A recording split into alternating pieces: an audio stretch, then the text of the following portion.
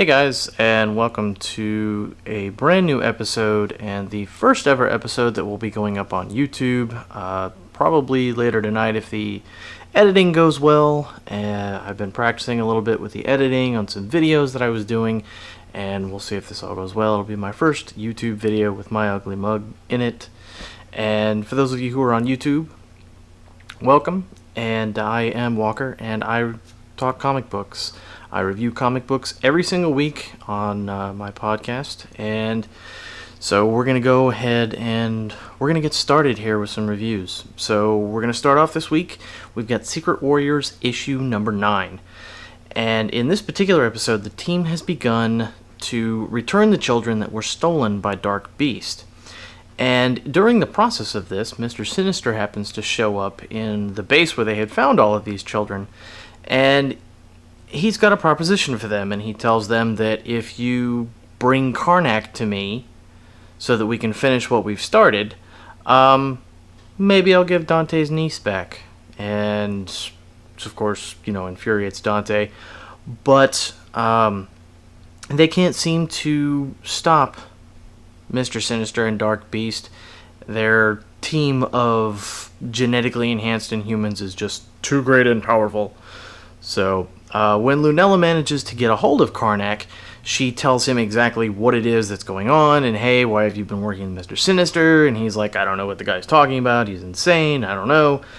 But, of course, they don't really believe him, but at this point they don't really have much of a choice.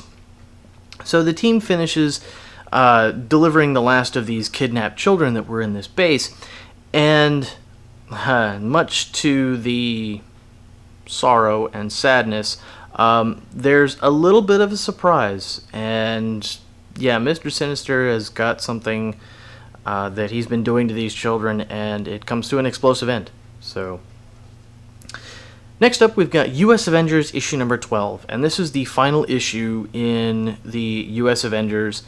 So far as we know it might come back later on in the year, but as of right now, this is the final issue. They're doing it with the series, and starting next month, everything will be going into an all-encompassing Avengers big event. So, with this final issue, we find Cannonball has been stuck on this Skrull-occupied planet, as it were. And in this occupied planet, there is a...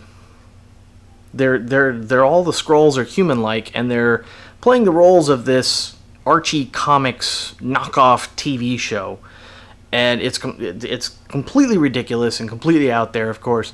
But Cannonball's been stuck in a dungeon, as it were, with a whole bunch of other exiles, and of course he's trying to get them all to rally together so that they can, go in and do a coup and rescue everybody, and yay. Well, the Avengers show up. And, of course, they're looking for Cannonball. But before they can get the Cannonball, of course, these Skrulls unleash a couple of Super Skrulls. For those of you who know what Super Skrulls are, they're kind of Skrulls that are enhanced with mutant or superhuman abilities. And, they've got, Wolverine's abilities for his adamantium-like claws, Cyclops' Heat Blast, and Archangel's flying abilities, and things of that nature. So, but, the US Avengers, they pretty much just go in, kick butt, and save the day. And Cannonball is saved, everybody's happy, kisses are blown around, and the Skrulls are picked up by the Shi'ar Imperial Guard and sent to prison. Next up, XMen Blue. We have issue number... I did not write it down. Issue... XMen Blue. Damn it. Give me 1 second while I figure this out. It is X-Men Blue issue number 16. I was going to say number 12, but it's issue number 16. So, yay, first screw up in my first YouTube video. You'll deal with it. You'll like it one day, trust me. So... But Cyclops and Bloodstorm seem to be getting a little bit closer. Now, for those of you who have been listening to the show or read the comic, you know that Bloodstorm is a alternate reality version of Storm where she was attacked by Dracula and she's a vampire. Hence, Bloodstorm. Makes sense, right? I guess. Whatever. But they're becoming, kind of close. Cyclops has become kind of a player, as it were. And back at the mansion, or not really the mansion, because this team doesn't live in the mansion. They live in a mansion in Madripoor with Magneto. And Polaris is doing some training with Jimmy, and all of a sudden she just disappears. And Jimmy and Beast are like, what just happened? Where did Polaris go? And all of a sudden it's Magneto sending out a psychic help to Jean Grey, and Jean Grey rushes into Magneto's room, and he tells her that, hey, you guys need to go home, and then poof, he vanishes into thin air. And Jean managed to read his mind before they left and discovered that Magneto had been building a secret time machine this entire time to, of course, send the team home. When they find the time machine, Beast, of course, starts tinkering around with it as he does, and he gets it working, as it were. And so our time-displaced X-Men go back in time. Well, they go a little far.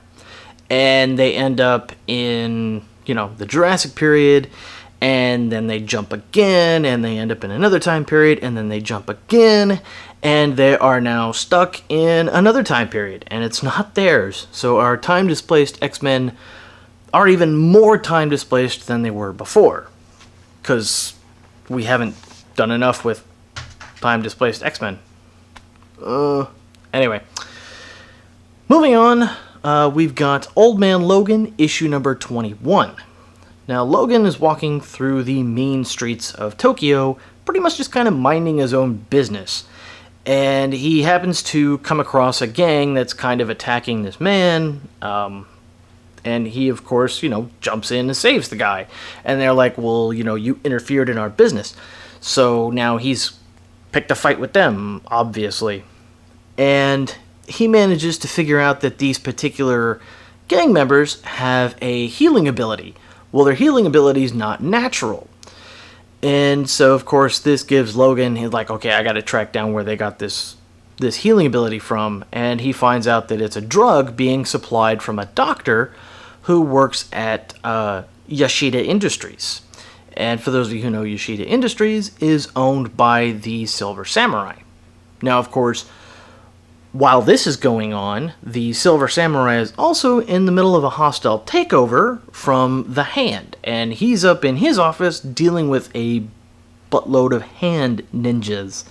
To which, of course, he's the Silver Samurai and he's a freaking genius, so he easily dispatches them. However, in the end, the Silver Samurai gets his just desserts.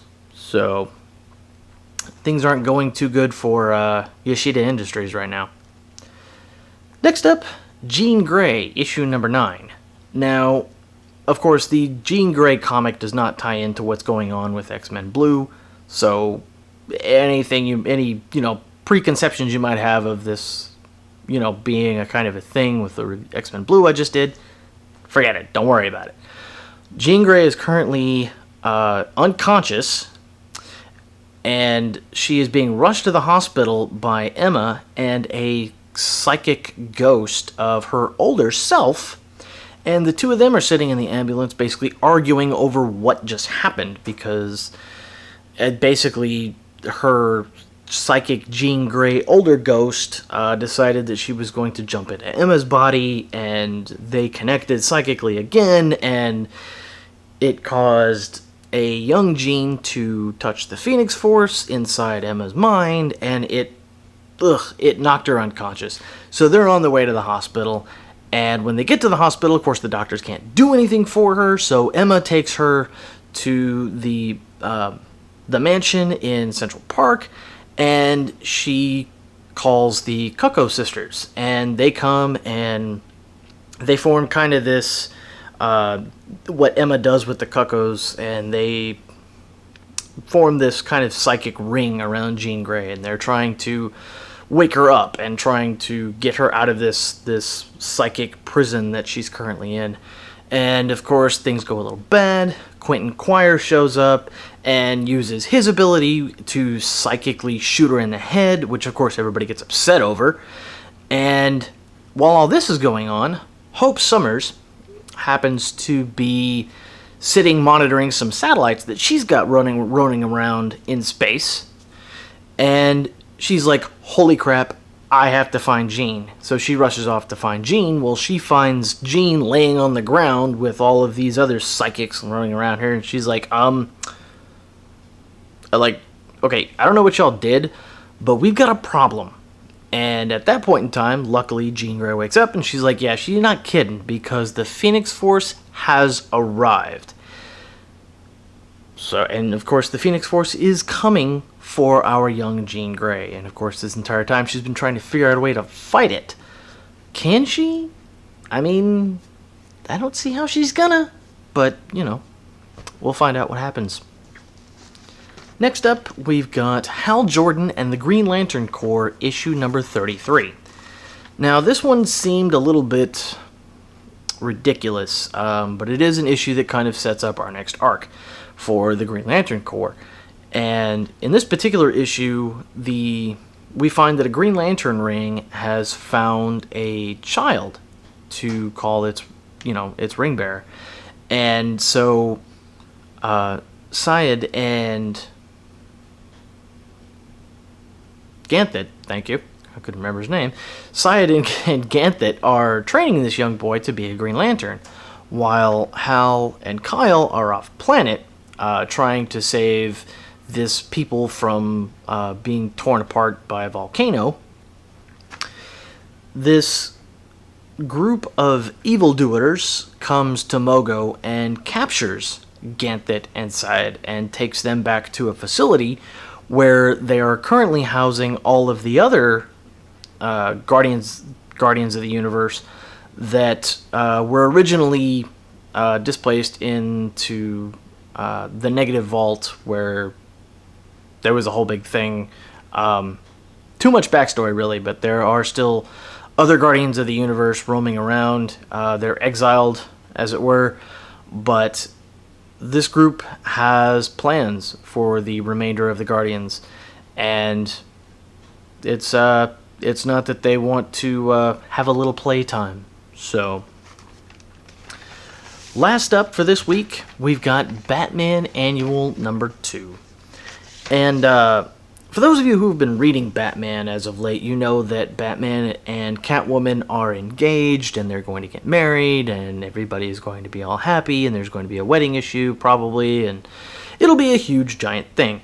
Well, in this particular annual issue, we kind of get taken back to the time when Batman and Catwoman were kind of beginning their game of cat and mouse, as it were. Selina even makes a couple of jokes about it being a game of cat and mouse, because every time Bruce tries to capture her, he can't, and he gets left with a mouse. So, game, cat, mouse. Here, have a mouse, because you're the mouse, obviously.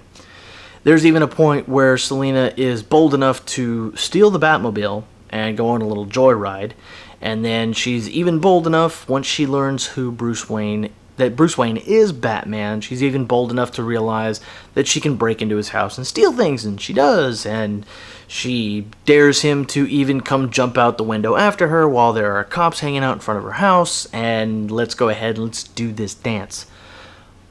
Flash forward many years into the future, and we see an old Selina Kyle and Bruce Wayne, and we see that Helena has actually taken up the mantle of Batwoman and Protector of the City, and we find that Bruce is dying, and he's not exactly the man he used to be.